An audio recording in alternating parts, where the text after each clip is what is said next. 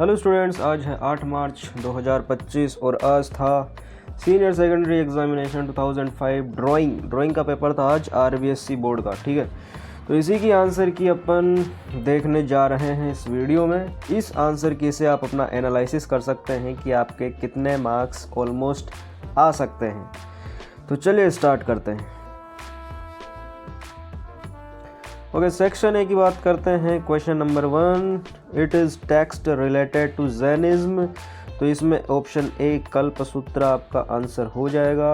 Question number 2, संग्राहिणी सूत्र किससे संबंधित है?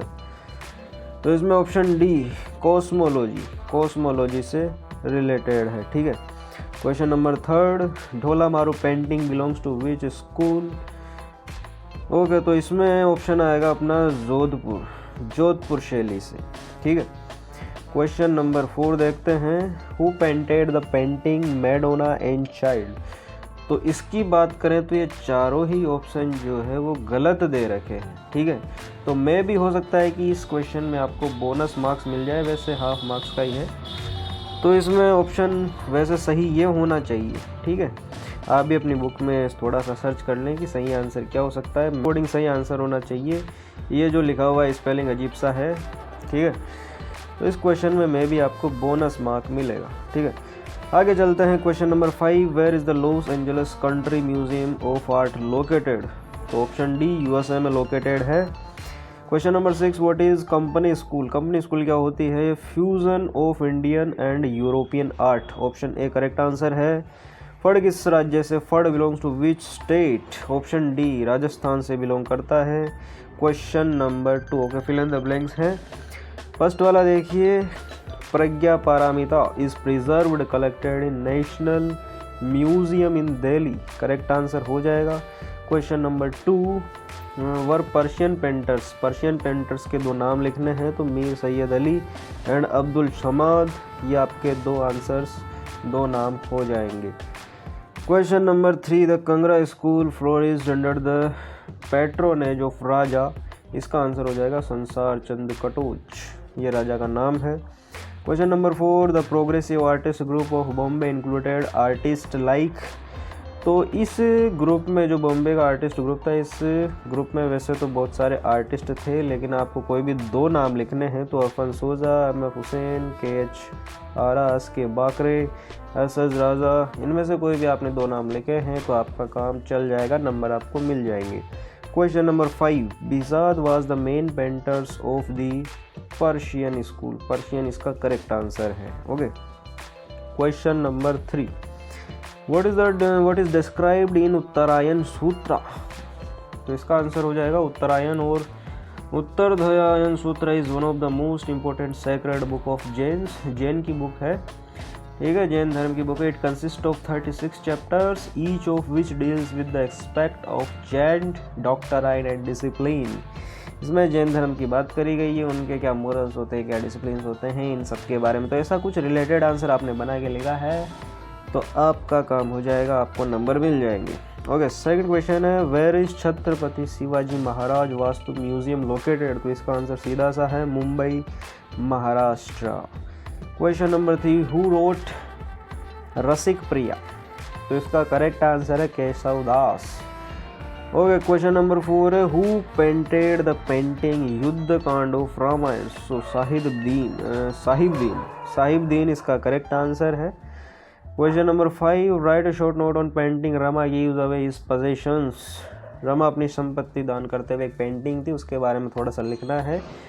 तो हमने लिखा है कि in the Hindu epic Ramayana lord Rama is depicted as giving away his possession including jewellery, cloth, other valuable to his subjects and Brahmins before going into exile in the, मतलब जंगल में जाने से पहले उन्होंने अपना सब कुछ दान कर दिया था। अगर ऐसा कुछ आपने लिखा है तो आपको मार्क्स मिल जाएंगे।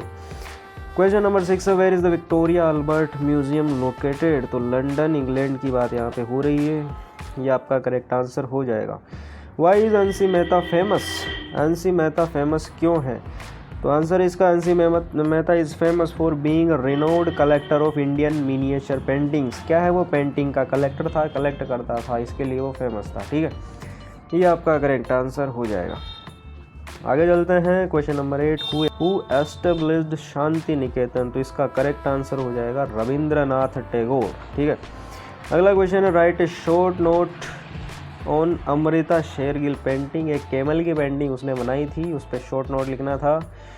तो कैमल इज ऑयल पेंटिंग थी, अमृता शेरगिल ने बनाई थी। That was created in 1941। It is example of her work that combines European and Indian influences. Painting के बारे में आपने थोड़ा बहुत भी एक्सप्लेन किया है तो आपको मार्क्स मिल जाएंगे। ठीक है, मेरे अकॉर्डिंग मैंने किया है, हो सकता है आपका आंसर डिफरेंट हो, तो कोई नहीं, चल जाएगा, बस रिलेटेड आंसर होना चाहिए।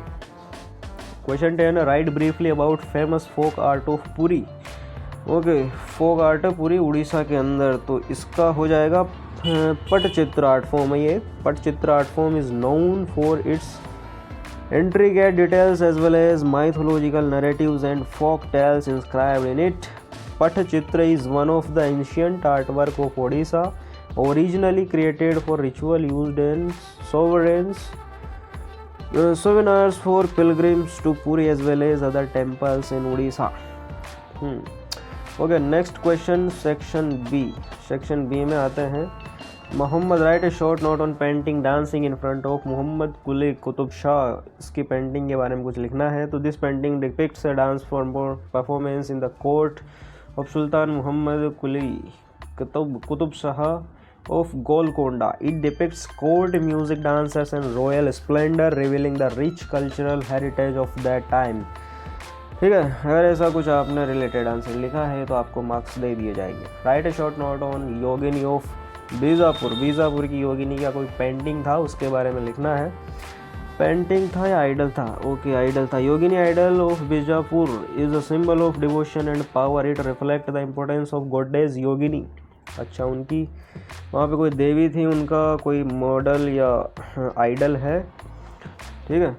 योगिनी in the southern Indian art tradition, it has a clear reflection of the fine workmanship and spiritual influence. तो ठीक है, ऐसा अगर आपने कुछ आंसर बना के लिखा है आपका काम हो जाएगा। Question number 6, what do you understand by company school? से आप क्या समझते हैं? तो it is the style of miniature painting that developed in India in the second half of 18th century in response to the test of British serving with East India Company. Next question है, highlight the Gaganendra Nath Tagore painting. उनकी भी एक painting थी, city in the night. इसके बारे में कुछ लिखना है। तो city in the night is 1922 water colour painting by Gaganendra Nath Tagore. इनका ये डेट है, तो ये तो कोई दिक्कत वाली बात नहीं है। Which depict the city space at night. अच्छा, रात के बारे में जो सिटी कैसी दिखती है उनके बारे में इन्होंने कुछ पेंटिंग बनाई थी। He was one of the first Indian artist who use cubism, vocabulary and grammar to express his thoughts and one of its most influential figures. अगला question, right a short note on painting of wall. Of wall painting के बारे में कुछ लिखना है। तो दीवारों पे बनाई जाने वाली कोई पेंटिंग है। Wall painting techniques evolved from cave painting created with dry earth pigments and they can include a wide range of traditional and modern materials.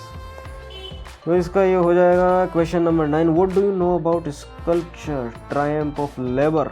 इसके बारे में कुछ बताना है। The triumph of labour is bronze statue in Chennai के अंदर कोई statue है। India that depict 4 men trying to move a boulder. अच्छा, कोई 4 आदमी है वो किसी चीज़ को खिसकाने की कोशिश कर रहे हैं, ऐसा कुछ वहाँ पे बना हुआ है sculpture. It symbolise the hard work and perseverance of the working class. This statue is located at Marina Beach पे है, opposite the University of Madras के जस्ट सामने है। It was sculpted by Devi Prasad Roy Chowdhury. इन्होंने इनको बनाया था स्टैचू को। Question number 10, write in briefly about Mithila art के बारे में आपको कुछ लिखना है। तो ये आंसर आप रीड कर लें अच्छे से। ऐसा कुछ रिलेटेड अगर आपने लिखा हो तो वेरी गुड, आपको मार्क्स मिल जाएंगे। Question number 11, what is terracotta. ठीक है, टेराकोटा के बारे में लिखना है।